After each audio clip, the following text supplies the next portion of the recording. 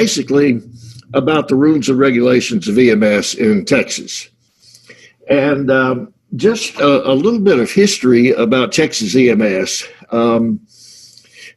Texas is a rather unique state in the way EMS developed in the state. Back in the 1970s, when people started having what we call EMS today, rather than ambulance services, the Department of Health, TDH, Texas Department of Health as it was called then, had a voluntary program for EMS. There was no legal statute. There was no law creating EMS in Texas. So legally, we didn't have it.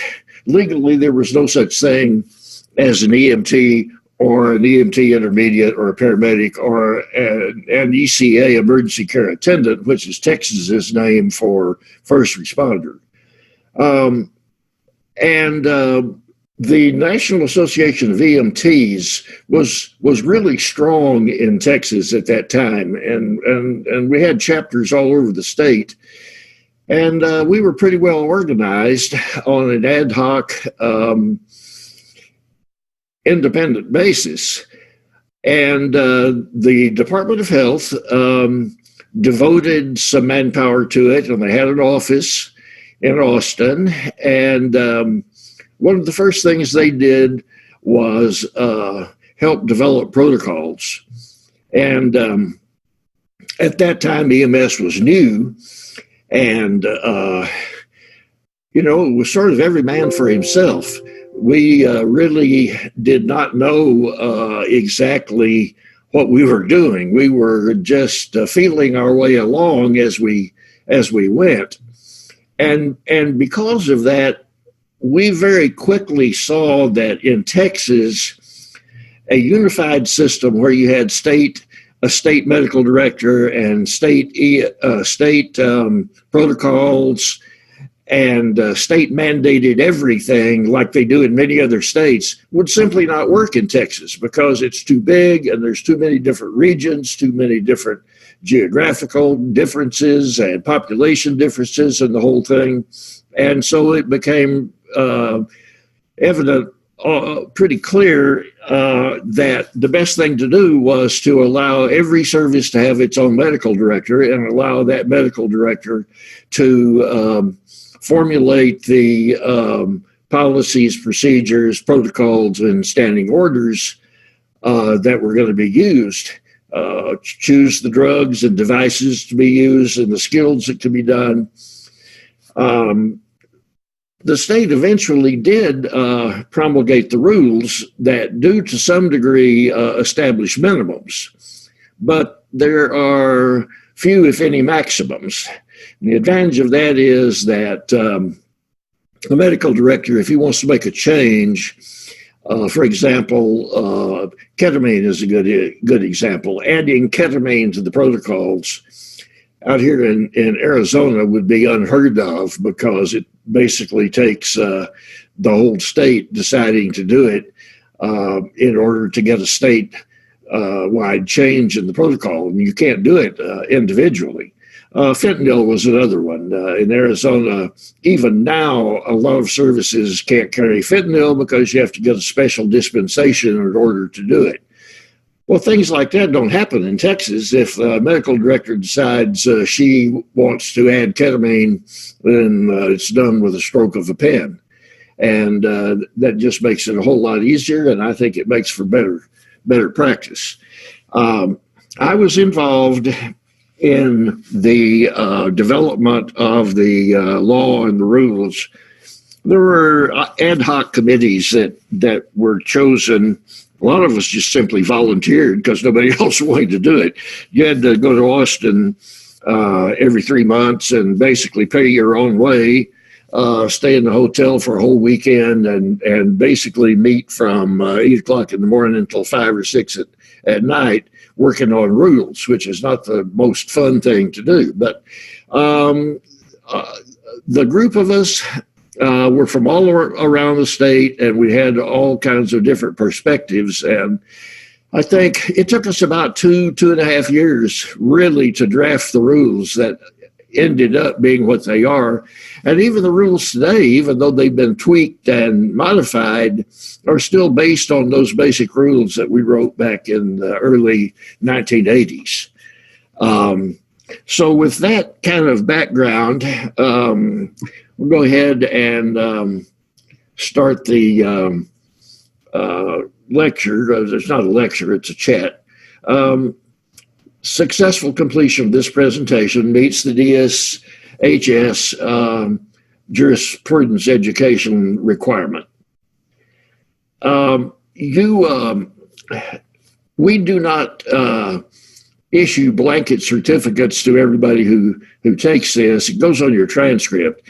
If you, for example, and I say this because this is being recorded and other people will watch it, if you're from a state that requires a certificate, we will print a certificate out for you. We just don't automatically print them for everybody because it's not necessary for a lot of people. So if you need a certificate, just let us know and we will send you one. I'm going to go through the rules basically and explain the ones that you really need to know and where they are and how to find them. This is nothing new. Everybody has to know the legal aspects of your practice. And this is not a comprehensive course by any means at all. It's just a very, very basic introduction to how the rules and regulations are structured and basically how they work.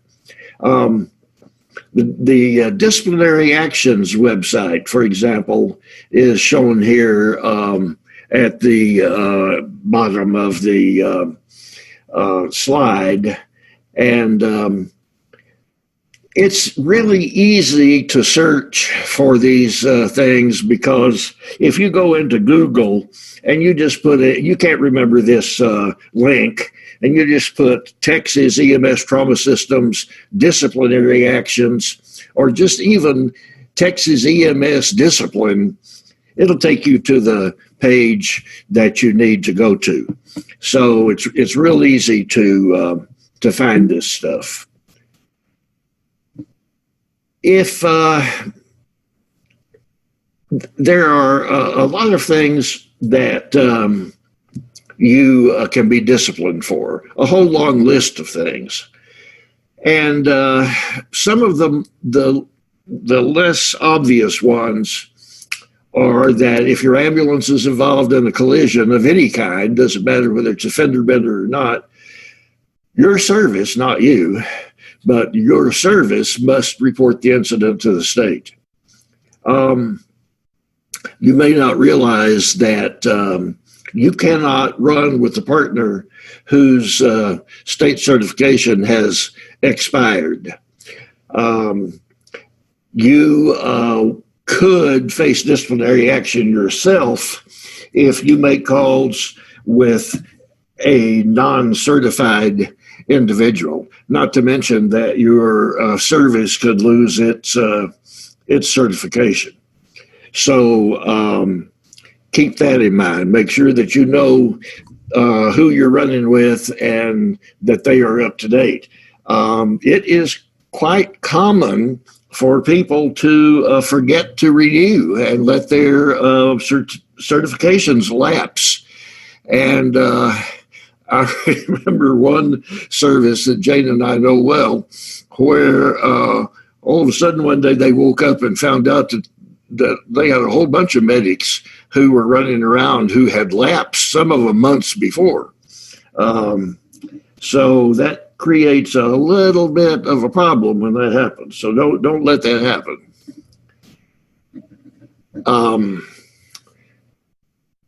Okay. Can you have a first responder bag that has IV fluids, catheters, and all that kind of stuff in it? The answer is yes, if your medical director has certified it. Another question that comes up is, whether or not you can practice under your medical director's license outside of your own area in the state of Texas. The answer is it depends on your medical director. If he wants you to be able to practice under his license, no problem, Alicia. If he wants you to practice under his license, he could do that. But then he's responsible for what you do. I don't recommend that you go running about the state, jumping calls and showing up on scenes, because that will get you in trouble. But if, for example, your service decides that you should be available at all times, and in a lot of rural volunteer services, that's the case. It's not unusual for people to have a stocked bag, but it must be inventoried and approved by the medical director. And I would keep a statement in there with it to that, to prove that. We'll stop here just a second and write down the people who have joined.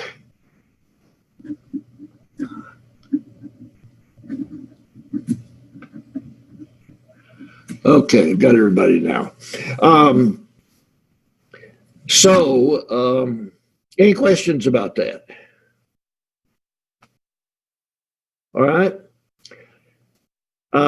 It is your responsibility to do your own continuing education, including this course. It's not your provider's job to make you do that, or even to provide it for you, although many of them will. Every provider, however, and when I say provider, that means the service, must keep documented records of its personnel's jurisprudence examination compliance. As of September 1 last year, everybody who works in EMS, everybody who is certified, must have completed this course before their service provider's license renewal date. Now, what is not clear to me, and maybe Jane knows, is when you hire somebody new, let's say somebody comes from out of state, is there a time limit on how long that person has to take the exam? Do you know, Jane? What do you mean about when you hire them and they're not state certified yet in Texas? Yeah, well, they're state certified, but they came from a different state, and they've now done reciprocity. I guess they'd have to prove that they have to be certified in Texas first before they can operate on an ambulance, even if they hold just a national registry, which is our entry level. Like, you guys go out there and take the national registry test and you pass it, you're still not going to be authorized to function on the ambulance in a paramedic slot or as anything other than in state certified EMT until you finish the process through Texas Department of State Health Services and gain that certification. Yeah. Yeah. All right. Now, the Texas EMS Rules and Regulations website describes just about everything, and it's easy to find, just like I said. The two links at the bottom are for the statutes and the regulations. Now, let me just mention the difference between statute and regulation. The statute is passed by the legislature. The enabling statute is Chapter 773 of the Texas Health and Services Code. And it defines what an EMS service is, what EMS personnel are, what a paramedic is, what an EMT is, what intermediate is. Texas still calls us, I guess they call us EMT intermediates, although on the national level it's called advanced EMT, AEMT. We still call first responders emergency care attendants, ECAs, whereas most other people call it first responder. So The statutes have to be amended by the legislature. They can't be changed except by act of the legislature. On the other hand, the rules are the rules that we operate under, and the rules are adopted by the Texas State Department of Health Services, and they go through a rulemaking process, which basically is the process I was describing to you when we first wrote the rules. What happens is you draft your rules. Usually they have committees that do that, and then when you decide on the wording, they're published in the Texas Register, which is the legal notification document that the state of Texas has that announces everything. They publish the rules in there, and then there's a comment period during which people can make written comments about them and, ask for clarification or changes or additions or whatever. And then basically there is a hearing, a public hearing at which people can attend and stand up and talk and speak and express their views. Eventually, it goes to the State Board of Health, who decides what the rules will be. They adopt the rules, and then the rules go into what is called the Texas Administrative Code, the TAC.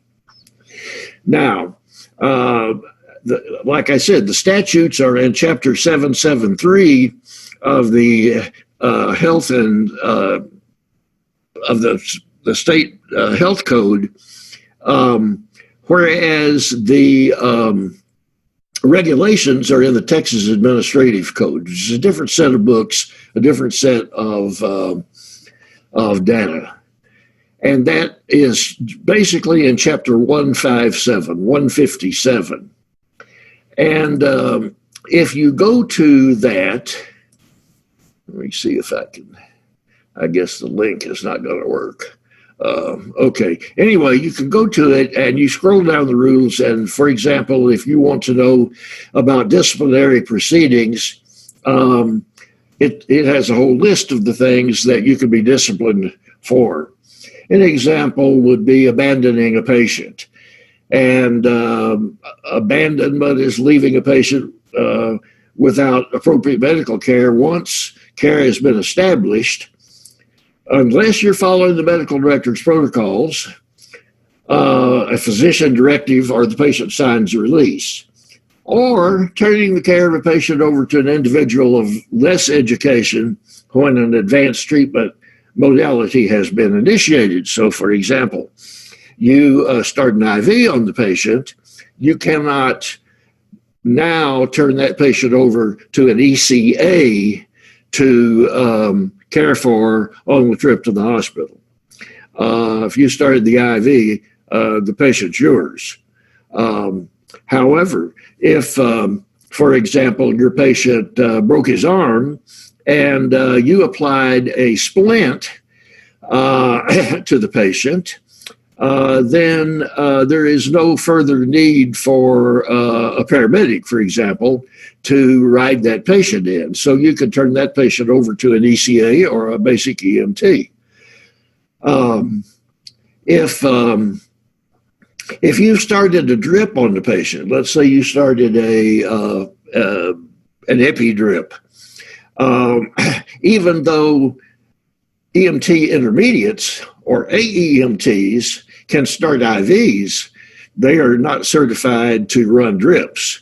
So you could not turn that patient over to an AEMT. You're chained to that patient as long as a drip is running. However, if the drip is discontinued and only a line is running TKO, or you're even giving fluids, that's within the scope of practice of an AEMT, and so you could turn care of the patient over to an AEMT. So it all depends upon what the patient's needs are. You can't turn the patient over to someone who is incapable of providing the care that has been begun or the care that the patient needs. However, if the person you're turning it over to is perfectly capable of meeting the patient's needs, then you may do so. Any questions? Okay. Now, the statutes and regulations define the levels of trauma centers, and I think we all pretty much know what the levels are, level 1 through 4. Level 1 trauma center is the teaching facility, the university medical center. It has to have basically all specialties available in-house 24 hours a day or else on 30-minute call. A level 2 is just about the same, except that a level 1 basically is a teaching hospital and has medical students and resident physicians in-house on a continuing basis, whereas a level 2 may not do that, but it still must have the specialties. A level 3 does not have to have all specialties, and it does not have to have people in-house, but, for example, it has to have general surgeons on 30-minute response, for example. A level 3 is able to take care of most patients, but a lot of it depends upon the way the system is set up. There are no hard and fast rules about what level you need to transport to. You need to transport the patient to the facility that can take care of the patient's needs best. That may mean bypassing a level 3 and going to the level 1 that's 15 miles further away, if that's the best place for the patient to be. So it depends upon what's best for the patient and what the facility can provide. Also, you have to know how your system is organized. For example, here in Tucson, Arizona, where I live, we have one level 1 hospital. That's University Medical Center. It's part of the Banner Hospital system and also part of the University of Arizona. It's the medical school. By local rule, it gets all trauma patients. Doesn't matter whether the trauma is a hangnail or a broken neck, or a mashed finger or a gunshot to the chest. All trauma goes to the level 1. Cardiacs, however, may go to any of the other hospitals that have a cath lab. And just about all the level 3s and the one level 2 do have cath labs. How about stroke patients? They are all stroke designated hospitals, and so you could take your stroke patient to any one of those. In Texas, I am not aware of what every population center's rules are, but you may find that by local convention, for example, you take this type of patient to that center, you take that type of patient to another center. In Tyler, Texas, for example, where Jane and I both used to teach, they have a level 1 and a block down the street is a level 2. By convention, the level 2 is pretty much the heart hospital. The level 1 is pretty much the trauma hospital, although there are variations on that. So a lot of this doesn't have to do with statutes and regulations so much as it does with local agreements and conventions, and always standard of care. Now, the statutes and the regulations don't say much of anything about standard of care. That's civil law. That is tort law. You still have to understand tort law. Abandonment, for example, is a tort concept. It's not a legislated concept. It's not a law. It's a legal concept from the common law.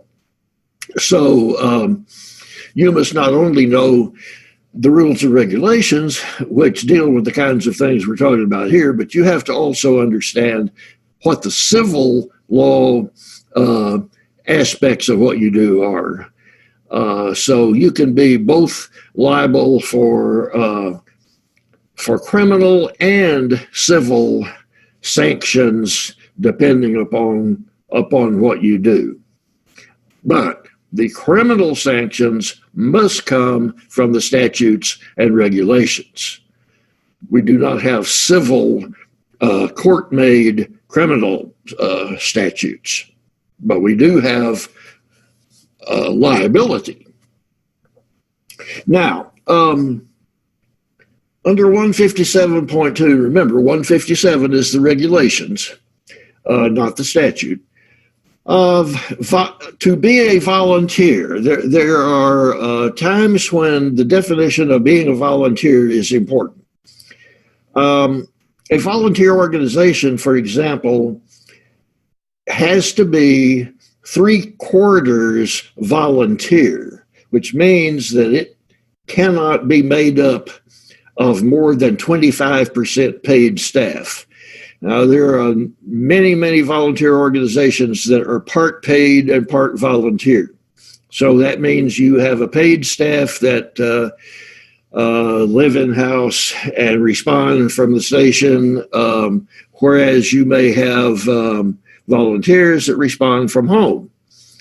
So in order to remain a volunteer provider and retain nonprofit status, the organization must have 75% volunteers and no more than 25% paid staff.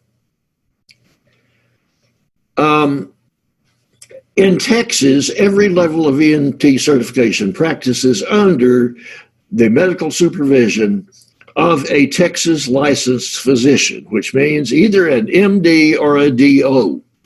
DOs and MDs are equal under the Texas law. So it doesn't matter whether your doctor's an osteopath or an MD. And they are both governed by the Texas Medical Board, not the Department of Health. Texas Medical Board is a separate entity, just like the Texas Nursing Board is a separate entity. We ought to have, and this is opinion now, we ought to have a separate entity for EMS, I think, and it should be out from under the Board of Health. But that will probably never happen. A physician cannot delegate to a nurse, PA, or a division chief or somebody like that to provide medical supervision and direction. However, simply sitting at a desk and reading protocols to over the phone or radio does not constitute medical supervision. There are some services, very few now, but there are still some services or what we used to call mother may I systems, where before you did anything, you had to call for approval from online medical control. And for example, when I went to paramedic school in Houston, Houston Fire had a mother may I system, but it was manned by paramedics in the communication center at Ben Taub Hospital. And all they would do is just simply read the protocols. So that is not what we mean by medical direction. Medical direction is where something is ordered that is off the protocols and, purely within the physician's purview. So that part cannot be delegated. And you have to talk to a doctor in order to have medical direction for doing something that is not in a standing order, a written standing order. What is response ready? Response ready means you're fully staffed, fully equipped, and can immediately respond 24 hours a day, 7 days a week. If you are still checking out your unit in the morning and you haven't figured out yet whether or not you have enough oxygen and whether you're going to have to change out the cylinders, you are not response ready. Now, let me give you an example of what can happen. I'll give you two examples. One example was happened up in Oklahoma. They get a call for a cardiac arrest. They get there and they can't find the monitor and defibrillator. reason they can't find the monitor and defibrillator is that the supervisor took it out to do something with it and forgot to put it back in the ambulance. They didn't check out their ambulance before they declared response ready, and so they got there and they had no way to defibrillate this patient. So that got them a big lawsuit because the patient died. Another example, this was a case I worked on in Chicago against the Chicago Fire Department. A guy has a cardiac arrest, and engine company shows up and they put their monitor on him and he's in VFib. They attempt to charge the monitor and the defibrillator, and it will not charge. And so they change out the batteries, and it still will not charge. So they call for backup and send another truck, and it gets there, and guess what? Its defibrillator will not charge either. Patient dies, big lawsuit. It turns out that they were not complying with the manufacturer's rules about recycling batteries. And what was happening is that people were going to the logistics place and picking up what they thought were reconditioned batteries, when in fact they were the same old batteries that had been turned in. They kept no records of the identities of the batteries or when they had last been reconditioned. Because of that, some people lost their jobs, including a deputy chief, and they paid a lot of money in damages in settlement to the family of the person who died. So obviously they had not checked out their monitor and defibrillator that day. So you must be sure that you're response ready, because if you don't, there are both criminal and civil remedies. You could lose your certification, the service can lose its license, and you can be held liable in civil damages if somebody gets hurt as a result of that. Matt, you got to make sure that the unit will start and run. Okay, now, some things that you may not be aware of. Every service must have an administrator of record. And this is the administrative point of contact for the provider. And this is the person who talks to the Department of Health, State Health Services when they come by, et cetera, and so forth. They have to be knowledgeable about the rules that govern EMS and what's required for continuing education. And here's the interesting thing. That may not be employed by two agencies to do the same thing. They may not be employed or otherwise compensated by another private for-profit EMS provider. The reason for this rule is that in Texas, just about anybody can start up an EMS service. In Harris County, which is Houston, I don't know how many there are now. At one time, there was like 400 ambulance services running around. And a lot of them were owned by the same people and operated under different names. They would use the same medical director. They would use the same administrator of record. I know one time they discovered there was some doctor who had 92 different services that he was supposed to be medical director for. So rules like this were passed to stop that from happening. And so that's a minor thing to remember for EMTs and paramedics, but you certainly probably don't want to work for a service that is not in compliance, because if they're not in compliance in one way, they're probably not in compliance in other ways. Quality management simply means that you got to have a quality assurance, quality improvement program. 157.3 talks about provider licenses and applications, and it defines what you have to do to become a certified EMS provider in the state of Texas. One of the 4 levels gives you the rules.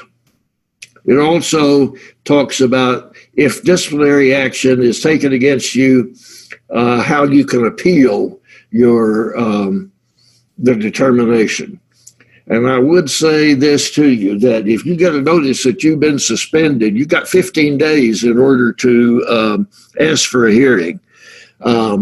So you can't just sit around and hope things will go away. You have to appeal within a relatively short period of time, or file your appeal. Audits can be done by the state Department of State Health Services. You can be audited personally to see if your continuing education is on the up and up, and the service can be audited. And this can happen at any time of the day or night, and you cannot deny the state representative access to your premises or your records. They have the absolute right to inspect everything. They do audit randomly, although not so much anymore because they are so busy. They do follow up on complaints that are made, and that pretty much takes up their time. In order to be a provider, you have to submit an application and pay a fee. And the rule 157.11 describes all of that. And it's an extensive list that it requires identifying who the actual owners are. For example, you can't use a Caribbean shell corporation to set up an ambulance service in the state of Texas, which some people have tried to do. You have to say who you really are. And it also it also tells you what the training and additional continuing education requirements for the administrator of record are. So all of those things have to be complied with. It takes quite a bit of time to get that done. You can't just go out and fill out the application and pay your fee, and tomorrow you go into business. It doesn't work that way. Okay, we talked about the administrator of record. Has to be a certified EMT or above, has to have a criminal history check, and has to have approved an initial education course approved by DSHS, and earned 8 hours of CE related to state and federal rules and regulations that apply to EMS. And what other topics that the department decides. EMS vehicles and staff also are under that rule, and it basically says what you can use for an ambulance. You cannot go out and buy an SUV and stick a stretcher in the back of it and make it an ambulance. Now, back in the old days, when I started, they used station wagons for ambulances, and they were a little more than horizontal taxis. But today, the ambulances have to meet the federal requirements, and they also, and this is the thing to look out for on a question, they have to display the name of the service on the vehicle, and I believe also the license number, not the vehicle license number, but the provider license number on the vehicle has to be prominently displayed. There are different levels of ambulance, all the way from basic all the way up to MICU and critical care ambulance. The minimum staffing for an ambulance in Texas is 2 emergency care attendants. And that is okay for a basic level unit. So you can have 2 ECA staffing an active basic level ambulance. One does not have to be an EMT for this designation, although outside of rural areas with volunteer systems, you probably don't see that happening much. But that was written for those areas of Texas where there are more tumbleweeds than people. How about a BLS with ALS capabilities? That means that you carry ALS stuff like IV fluids and catheters and intubation equipment on the unit, but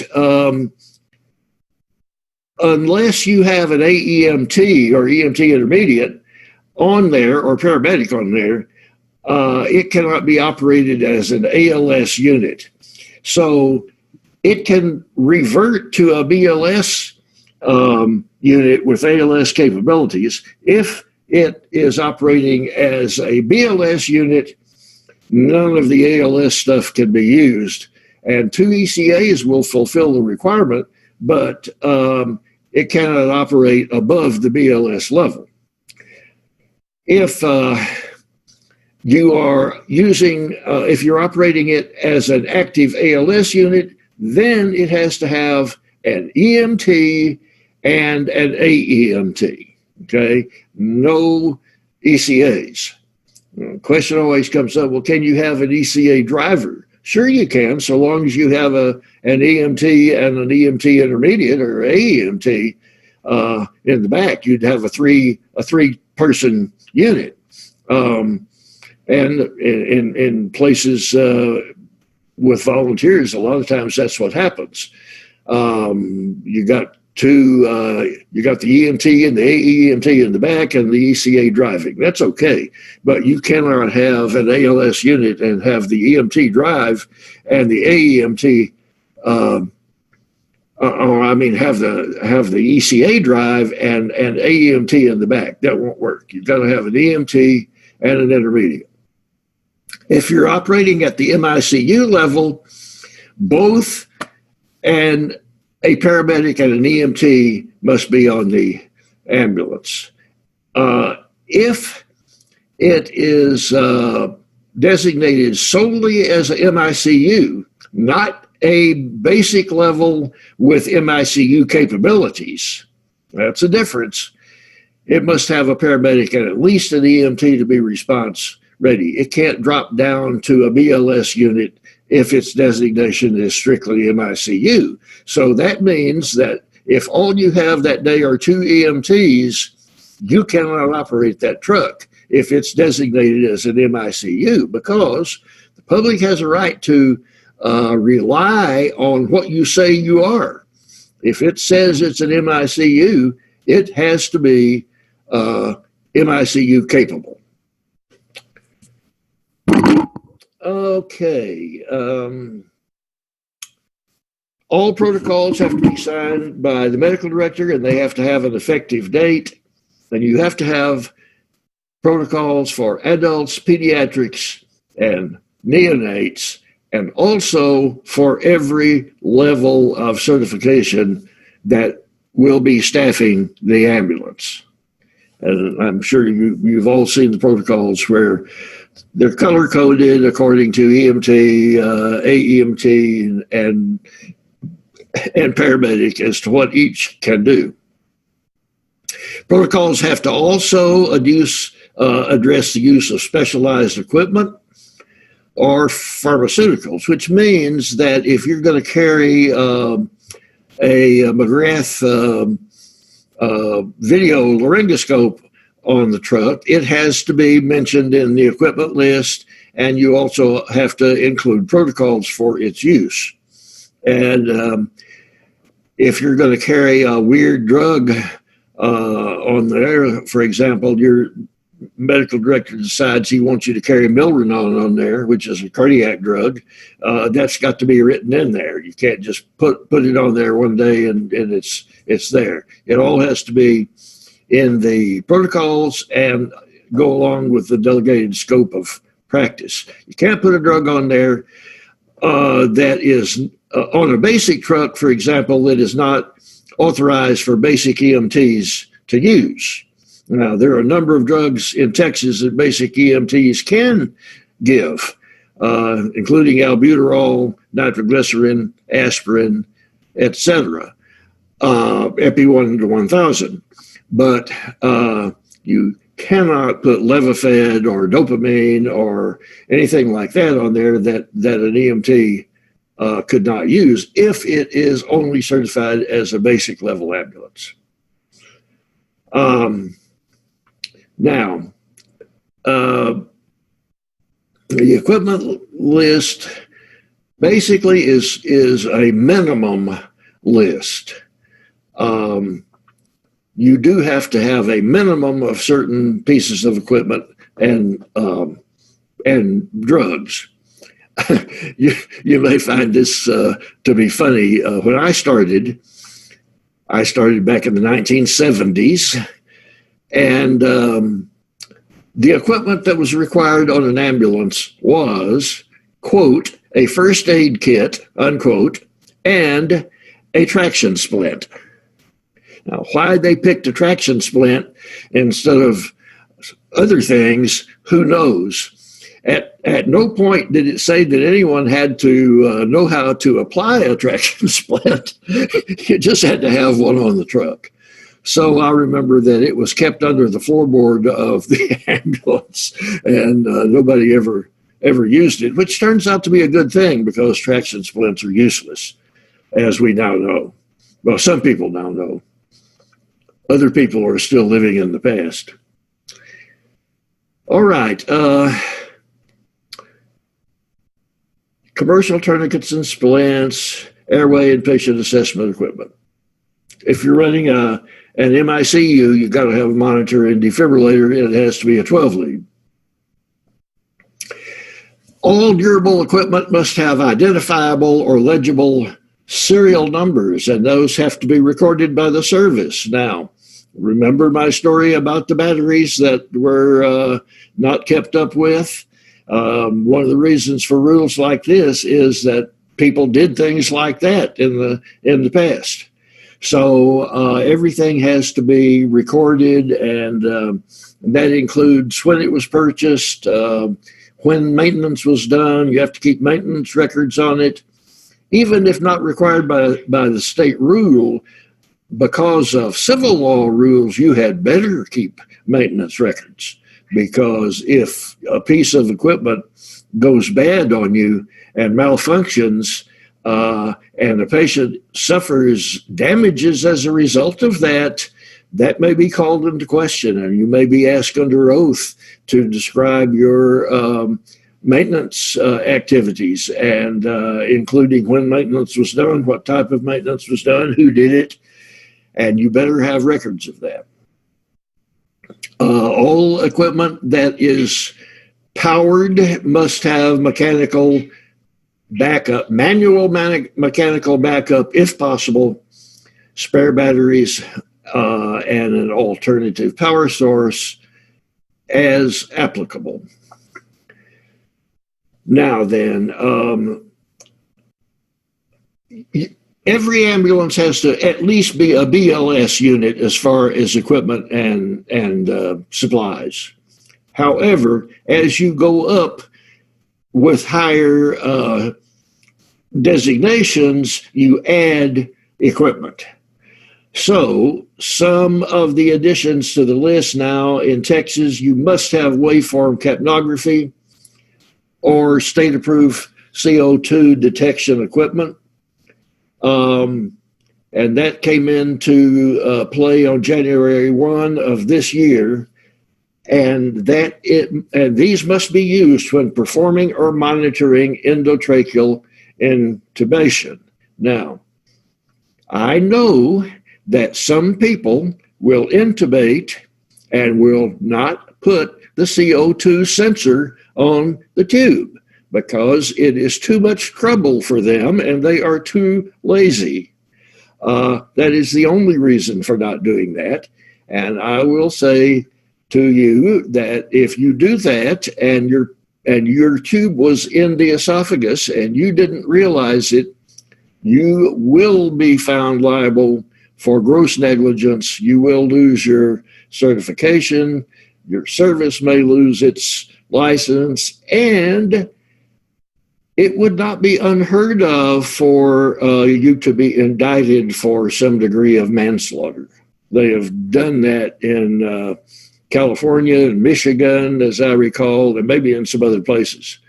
So this is now required by law that it doesn't say you have to use it. It says that you have to have it. But if you don't use it, you're going to be liable civilly, okay? And if gross negligence can get you a manslaughter or negligent homicide indictment, okay? Cardiac monitors and defibrillators have to be 12 lead, and that's starting January 1 of 2020. Oh, and they have to be able to transmit 12 lead capability. Now, in years past, this was a problem because of the problems with radio transmission. Today, the devices we have, we transmit everything over the internet. So this should not be a problem. Not everybody transmits, and most of the time it's not necessary. In some systems, they insist on it. In other systems, they rely on the medics to interpret most things. Quality and assessment and improvement has to include monitoring the quality of patient care and immediate and appropriate corrective action. And the standards of care have to be signed by the medical director and in the approved protocols. Okay. I thought there was a slide that covered this, and there may be, but I just want to bring this up. When we were talking about about being audited, when the state visits you, every ambulance must have all of the equipment in it on its own. Now, in the old days, what some services would do, they didn't have enough equipment. And so here would come the state guy, and it would be somebody's job to try to distract him. You know, when he finished with one truck, they'd say, oh, well, let's take a break and go have some coffee. Grandma just baked a new chocolate cake. I know you'll love having a piece of that. Get the guy inside so they can frantically change the equipment from the ambulance he just inspected into the one he's about to inspect. That was done more times than one.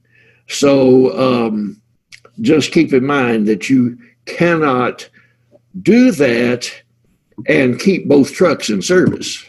It's fine if you take equipment out of one truck and put it in another, but if it's required equipment, that other truck that you took it out of goes down. It can't be response ready. You have to have a preventive maintenance plan for vehicles and equipment. We mentioned that. You have to be sure that all personnel are currently certified and licensed. Patient care records have to be kept for at least 7 years. Now, if the patient was a minor, you have to keep it at least until the patient reaches 21 years of age. So if the patient was 1 year old when you had that patient, you have to keep that record for 20 years, at least 21. I recommend that since we have the capability now of digital storage, that records never be dumped, that you keep the records forever. because it can easily be done now. In the past, we had problems with it because we had tons and tons and tons of paper records. But I worked on a case where somebody sued the hospital I was on the board of for an injury that happened during delivery. And she was, I think she was 18 or 19 when she sued. And we had to go into the storage warehouse and find those records, which we did. Hospital still had them. If they hadn't been there, we'd have been in a whole lot of trouble because we had no way of proving that we had not made a mistake. So you gotta keep the records. If you sell the business, the records go with it. The requirement is still in effect. If you close down your service, you must maintain the records. And the keeping the records until they're 21. That is common. That is Texas law. But it's also tort law just about everywhere. I don't think you will find any states that probably are different. But you may even find places where they say 21 plus 7 years on the theory that they had until they were 21 to discover the process, and then they have the statute of limitations on top of that. Statute of limitations in Texas is 2 years, unless you're a minor. Well, some people will argue that it doesn't start to run until you're 21. So I would recommend, if I was a lawyer, I would recommend that they keep them for 28 years or forever. Now, the EMS provider, you must be identified by your last name and first initial, and the level of certification that you have, and your provider's name. This can be done in a number of different ways. The patch on your sleeve says what level of certification you are, but it is not required by law that you wear a patch on your sleeve. You can, for example, use a name tag. You can have a name tag that has your name, level of certification, your picture, which is not required, by the way. You're not required to wear a picture, and the EMS provider's name. I have a problem with ID cards that clip on like that because of infection control. They are vectors for infections, and you pass. We very seldom disinfect those things, and they basically have whatever every patient you touched has on them. So to me, it's better to have embroidered names on shirts. So you have your last name and your level of certification and the provider's name on your shirt, and that's washable. But that's not required by law. All that's required by law is that you have the name, first initial, license or certification level, and the EMS provider's name, however you determine to do that.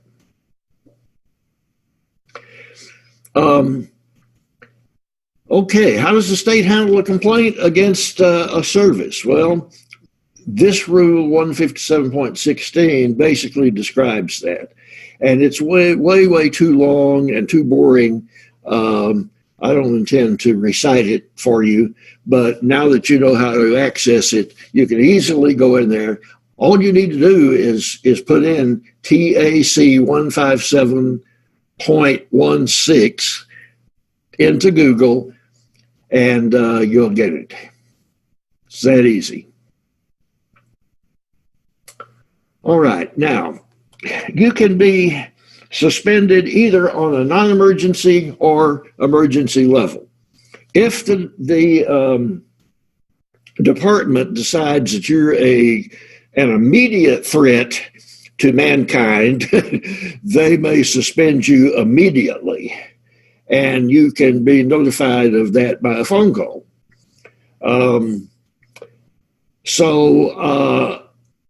If that happens, it doesn't matter whether you appeal it or not. You are effectively suspended the minute they do it, whether you know it or not.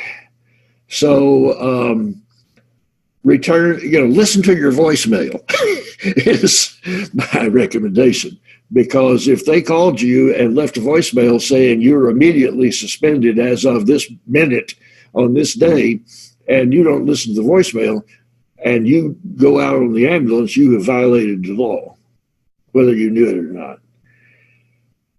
You can be suspended on a non-emergency basis, in which case you get the nice letter from the department. Some of the things that you can be suspended for are falsifying documents or licenses, posing as an EMT when you're not, posing as a paramedic when you're only an EMT. Unfortunately, this happens more often than we'd like to think. Failure to maintain patient confidentiality. I knew of a medic who got into trouble one time because she took a picture of the patient, and it was a pretty bad trauma picture, and she posted it on the internet. That's a violation of HIPAA and also a violation of this regulation. And fortunately, she didn't lose her certification, but she almost did. She got put on probation. Allowing vehicle operation that's inappropriate, for example, running about with the lights and siren on when you're not on an emergency call. I knew some people who got into trouble for that because they thought it would be fun when they were sitting at the drive-thru at McDonald's to hit the siren and scare everybody. They almost got fired, and they almost lost their certifications over that. So think twice before you pull some prank like that. Operating or allowing anybody to operate the vehicle that is not clean, safe, in good operating condition. One of the things that we have a lot of trouble with is infection control. It's difficult to do. It takes time. It has to be done meticulously, and it's not something we enjoy doing. But you can lose your certification for operating in an unsafe environment. More likely, the service would lose its certification for allowing the operation of ambulances that were not in good operating condition. I worked on a case where they had a cardiac arrest, and it was about this time of night. It was dark outside, and when they went out to transport, they decided to transport. This is back in the days when we transported everybody with CPR or not. And the lights wouldn't work on the ambulance. And obviously a fuse had blown. The guy who was driving, the EMT, had no idea where spare fuses were kept or that there were any. In fact, there were not. So they had no lights on the ambulance except that the strobes would work. So he decides that he can see well enough to drive with just the strobes. So here they are going down the interstate, and he testified that he was driving as fast as it would go, which is in excess of 80 miles an hour without headlights at night. That person is no longer an EMT, and that service is no longer an EMS service. They can deny you a license to operate a service for a number of different reasons. If you are convicted of certain misdemeanors or felonies, they may deny you a license, particularly if it involves drugs and narcotics.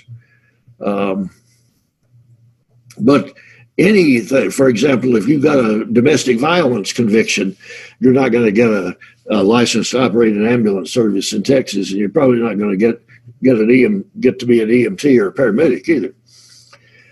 You have to be 18 in order to be an EMT or of any level in Texas. You have to have at least a high school diploma or GED, unless you are a high school student getting an ECA certification for exclusive use as a volunteer with a licensed provider or registered first responder organization. There are some high school programs that have EMT courses, and they can't sit for the EMT exam, but they can get an ECA to use strictly as a volunteer for a designated service. All EMS education has to be obtained through a DSH approved course, obviously.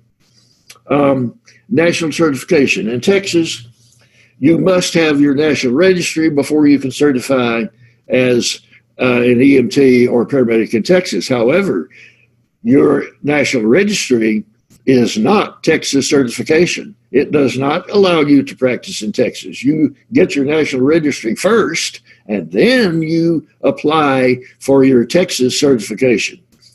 You do not have to take another exam. You do have to fill out the application and swear that you're not a child molester, for example, and you have to pay the fee. The most important thing to them being the payment of the fee. You will find as you get into this business that every time you turn around, you're paying a fee to somebody for something. The time period, you have 2 years from the time you complete your course to apply for certification. And if you let 2 years pass before you apply, you have to take another initial course. You have to take it over again. You have to keep your national registry certification current until the final requirement for initial state certification has been met. After that, you're not required to maintain your national registry. But you can't be certified initially unless you have national registry. Reciprocity. Texas is very generous in granting reciprocity to out-of-state people who have a national registry certification. Other states are not equally nice. When I came to Arizona, it didn't matter that I was nationally registered. They still made me take the refresher course, even though I had just finished teaching a refresher course 2 weeks before. So you will encounter some absurdities like that. And of course, the reason is, again, money. So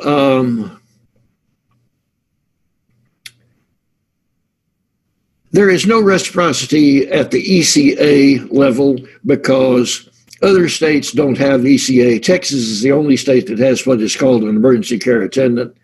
And so it's not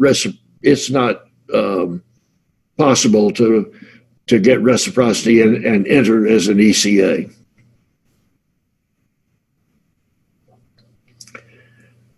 Responsibilities, documentation. You're required to document every patient encounter, and you're required to leave your patient care report with the hospital or present it there within 24 hours or the next business day after the event. Now then, What we do usually in Texas is we have what we call a short report that basically is the one you hand the EMS, the ER people. You hand this to the nurse. It basically has the patient's name, contact information, vital signs, chief complaint, the things you did for the patient en route, and the patient's condition on arrival. You are not required to sit there and complete your entire report, particularly if you have calls waiting, or if, like in many rural areas, you're 50 miles from the hospital, you're the only 10-8 unit in your county, and there you are out of the county 50 miles. You need to get started back. So what you do is you drop off the abbreviated report, and then you transmit electronically your finished report as soon as you finish, but you must do that within 24 hours. You get 4-year certification in Texas for ECA, EMT, AEMT, and paramedic. You get 2 years for coordinator, and then you have to renew. You may receive a notice from the state. I don't think so. I haven't received a notice from the state for the last 3 or 4 times. I don't think they do that anymore. It's your responsibility to know that you're expiring and to apply for recertification in plenty of time, because if you run out, even if you have applied, let's say you run out on March the 31st and you applied on January the 1st and they still haven't done it by March 31st, you are out. You can't operate until you get your renewal. So don't let that happen to you. You can apply as long as a year ahead of time, and as slow as they are, I would say at least 6 months out, you need to file your application for renewal, and then you'll be safe.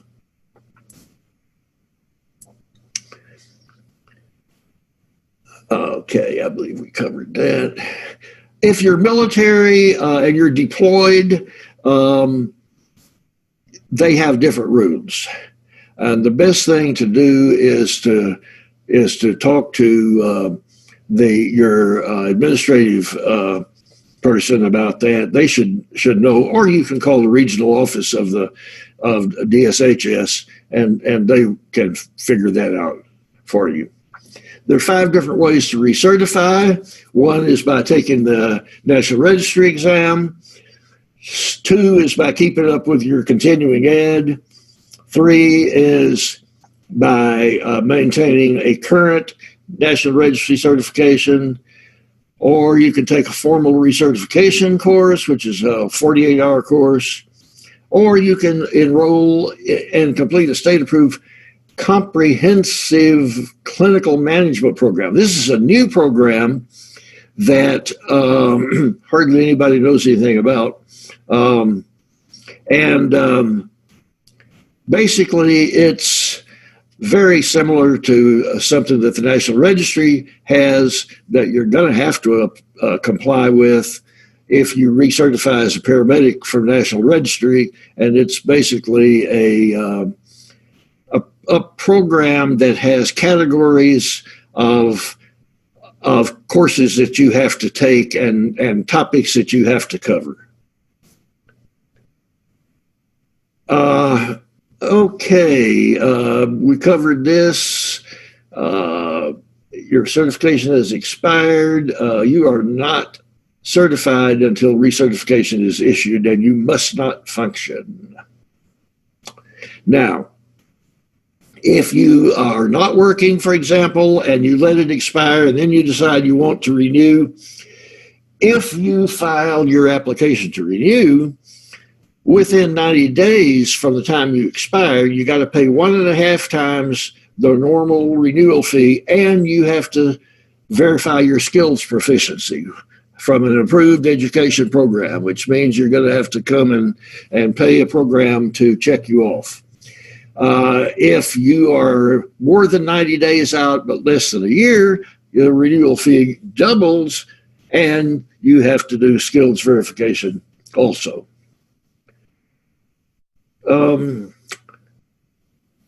Now, criteria for denial and disciplinary actions and voluntary surrender. You can give up your license, for example, rather than be disciplined.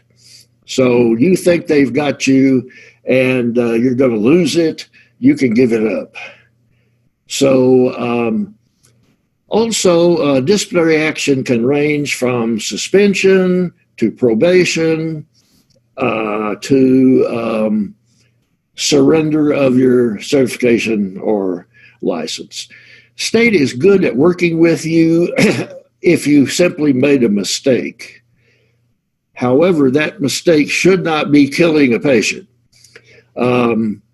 If you commit a violation of standard of care that results in somebody dying or suffering severe injury or worsening of their condition, you may find that the best you can do is take a new course and seek recertification, and even then you may not get it back.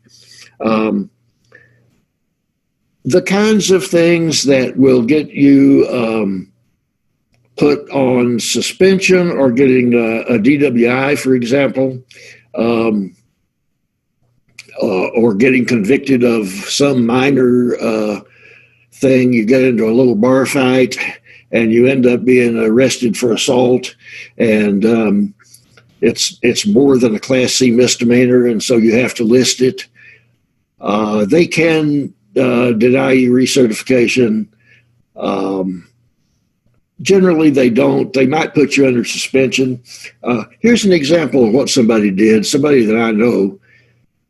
They were having a party. As a matter of fact, it was New Year's Eve party, and everybody was drinking, and they had somebody that got really drunk and was throwing up and all this kind of stuff. And so they just happened to have a bag of ringers. They just happened to have a catheter. And so one of the paramedics started a line on this other person, and somebody snitched.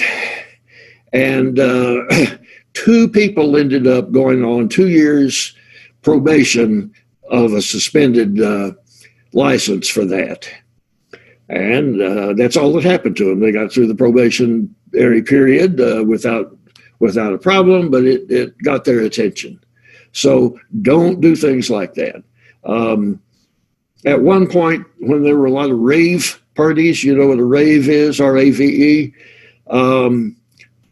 where a lot of ecstasy is being passed out. Ecstasy makes everybody have dry mouth, and it also makes them hyperthermic. And so a lot of places would hire off-duty EMTs to be in what they call a cool room, and they would start cold IVs on people using saline or ringers. And if you got caught doing that, you'd basically probably lose your license or certification, or at least be suspended for a period of time where you couldn't work. So those are the kinds of things. If you read the rule, it specifies a whole list of things, and then it's got this trash basket rule that basically is anything they can think of. So it's interesting. It's worth going there and reading. Of course, anything that happens that's a felony or what they call a misdemeanor of moral turpitude, which means that you're morally corrupt, murder, assault, rape, child abuse, any of those things would be crimes of moral turpitude. Burglary. Do not falsify, cheat, deceive, or discriminate. Alternative facts have no place in EMS. There are only the facts. Truth is the truth, whatever it may be. You must be able to write a timely, complete patient care report, regardless of whether it's a transport or refusal.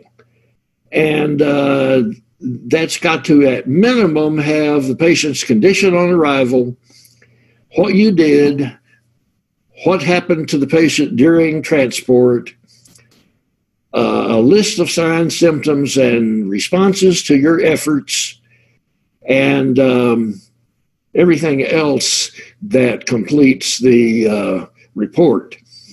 I will say this, that from a legal point of view, and I'm talking about civil law now, being sued, you live or die by your documentation. And do not document things that are just conclusions, for example. Document facts. I'll give you an example of the difference between a fact and a conclusion. If you document patient on arrival, let's just put it this way. Here's what you write. O/A PT period A and OX4. You all know what that means. On arrival, the patient was awake and alert and oriented to time, place, person, and event. But those are all conclusions. That's your conclusion upon looking at the patient. You don't say a thing about what the patient did to allow you to draw that conclusion. And if you only document that, and it turns out that, for example, the patient was not awake and alert or was confused or didn't have the present mental capacity to know what they were doing when they refused, then the lawyers will rip you a new one because they will show that you did not document the patient's actual condition. So your observation that of A&A and O times 4 is your conclusion. You've got to put down the facts so that anybody reading those facts can draw their own conclusion as to whether or not the patient was awake and alert.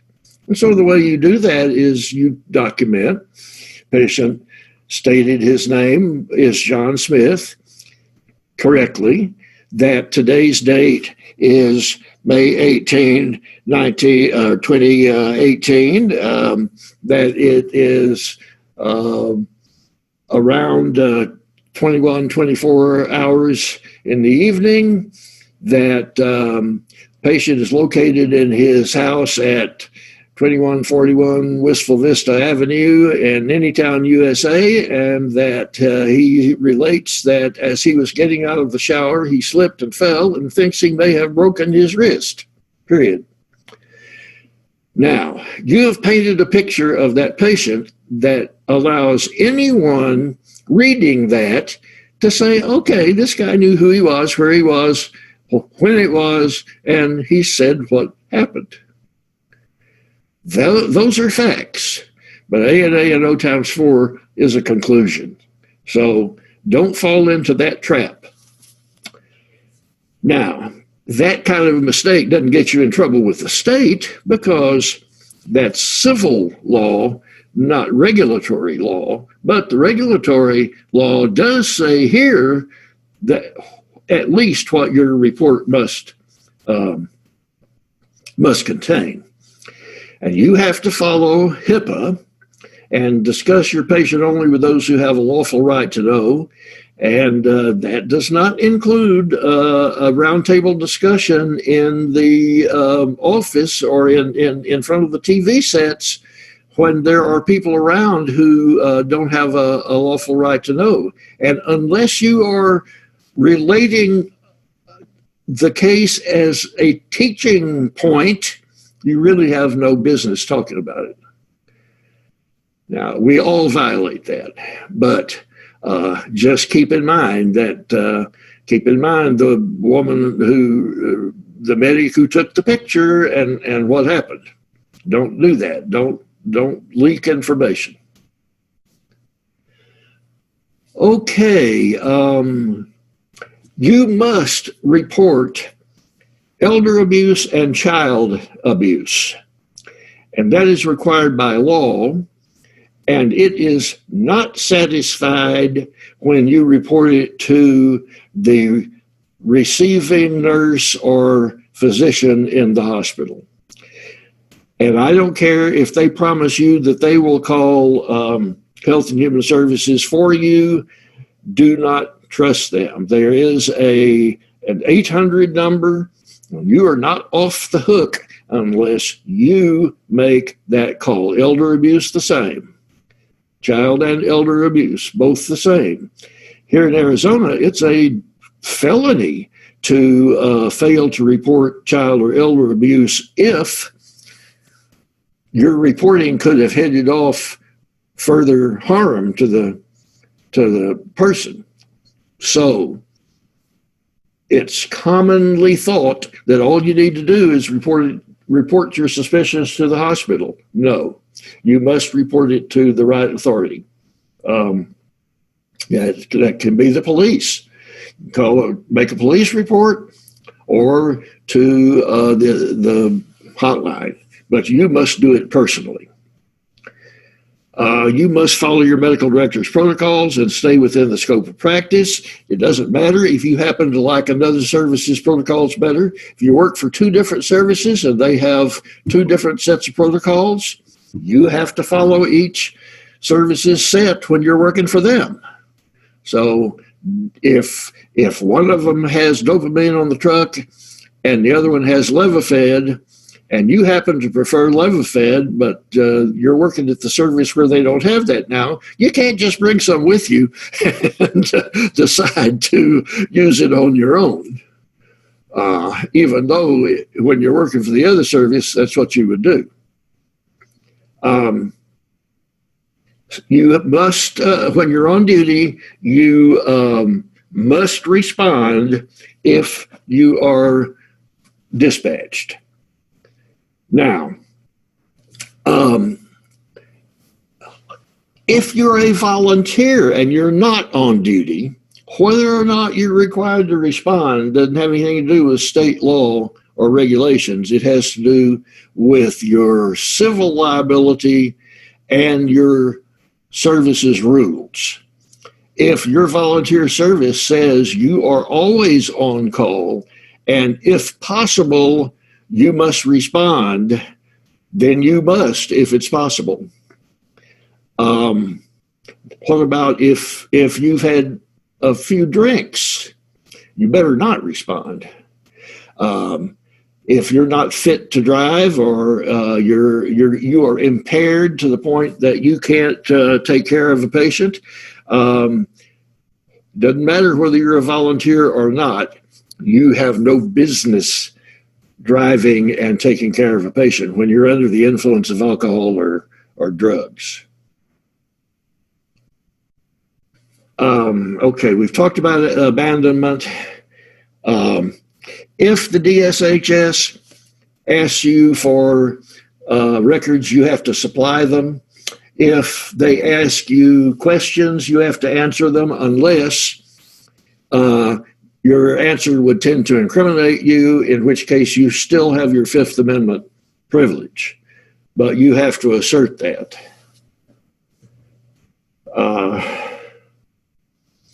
You cannot impersonate a higher level of certification. We've talked about that. Borrowing medications, no. Now, people who are addicted to drugs will employ all kinds of devious stunts in order to get drugs out of the ambulance or the storeroom. One of which is to if it's a drug that's in an ampule, they'll take the cap off. They will use like a 25 gauge needle, stick it through the rubber grommet and withdraw the drug, replace that with normal saline, and then use just a tiny dab of glue to glue the cap back on it. And you wouldn't notice unless you're really, really careful. They have basically taken Tubex syringes and used the content and then filled them back up with normal saline. You have to be, it's your responsibility to inspect your drugs carefully. And if you suspect that someone is diverting drugs, you must report it. You just cannot allow a thing like that to happen. Okay. Once again, anything above a Class C misdemeanor has to be reported within 5 days, 5 business days. You got to report your arrest to the DSHS. Now, what is a Class C misdemeanor?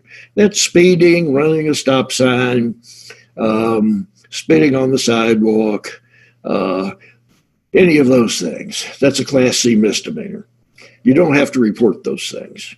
But a DWI is not a Class C misdemeanor. That's a Class A misdemeanor in Texas or worse. And yes, you have to do that. If you refuse to take a drug screening test, that's cause for disciplinary action, even if you quit rather than taking it. If you behave in a disruptive manner to other responders or the public, so don't get in fights with other medics and cops on the scene. Back in the old days, when the funeral homes ran the ambulances, they would race to the scene trying to get to see if anybody was dead and try to get the body, and they would have fist fights over who got the dead one.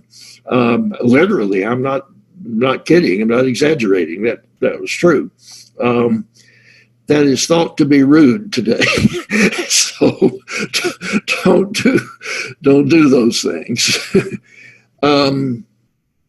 Falsifying any document on behalf of yourself or others, services who commit Medicare fraud may find themselves the subject of an FBI investigation, and prison sentences. Hasn't been too long since I heard about somebody who got sentenced to 7 years in federal prison for Medicare fraud. And I'll give you an example of what Medicare fraud is. For example, some services, it has been stated that if you have only 2 dialysis patients in your whole company, you can make $1 million a year. And so it has been a scam for private ambulance services to make lists of people who are dialysis patients and call upon them and offer them money in order to call them for transport. We'll give you $50 every time you call us to transport you to dialysis and back. And that's a federal offense. It's also a state offense and will cost the service their license. If you knowingly go along with that and you're an EMT or a paramedic, you may find yourself losing your license and certification as well and possibly being the subject of federal prosecution. Probably not. You would more likely be a witness. But another thing that was done, and you can ask the city of Dallas about this, they had to pay several $1 million back. What they were doing is upgrading patients from BLS to ALS status because you bill more. You get paid more for an ALS patient than you do a BLS patient. So some smart somebody said, okay, well, let's just start IVs on everybody, and that makes them an ALS patient. So that's what they leaned on their medics to do that. And they didn't have it anywhere in writing or anything, but when the FBI and CMS started auditing their records, because there happened to be a whistleblower who said, hey, you ought to look at this, they began seeing this pattern. And so then they sent their investigators out and they talked to some medics. And, when the FBI comes and shows you their little badge and say, we'd like to talk to you about some of the stuff that you do for this service, people are going to squeal like crazy. And also, if you find out that your employer is doing that, you can file a suit against them called a qui tam, Q-U-I-T-A-M, a qui tam suit. And if the government recovers money from them in the form of fines and paybacks, you can get up to 30% of that. And I heard of a medic not too long ago, I think it was last year, who came away with something like $3.3 million because of a qui tam suit they filed against the former employer. So falsification of records and fraud are no-nos.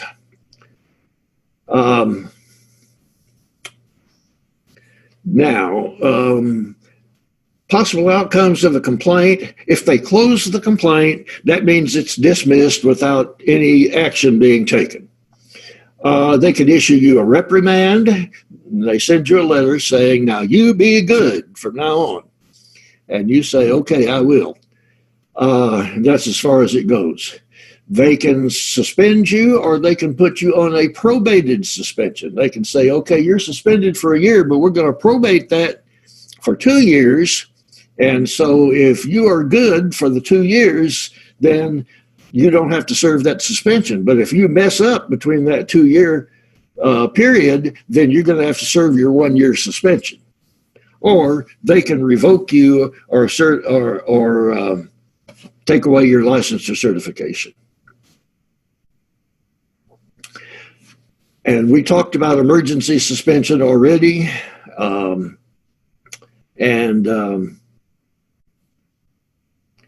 You can recertify after being revoked, but it's difficult. It simply depends upon the facts of the situation, and a lot of things are taken into consideration. If it is granted, you will come back as a probationary medic. If you have lost your certification because you violated the standard of care, let's say that you messed up and you gave the wrong drug to the patient. You meant to give atropine, but you gave adenosine instead, and your patient arrested.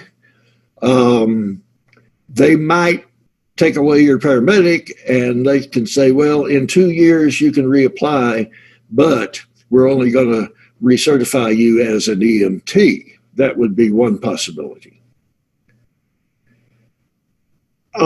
Continuing education providers are governed by this, and it determines how you become an approved CE provider and the criteria for instruction. And there have to be, there's a lot of details to fill out. For a course to meet 1 contact hour of education, it has to be at least 50 consecutive minutes of participation in the learning activity. You are responsible for completing your own CE. It is not the responsibility of the EMS service or a regional education provider or even your partner. Oh, I lost my certification. It's your fault, partner. You didn't remind me. Won't work. You need to keep your CE certificates and stuff for at least 5 years.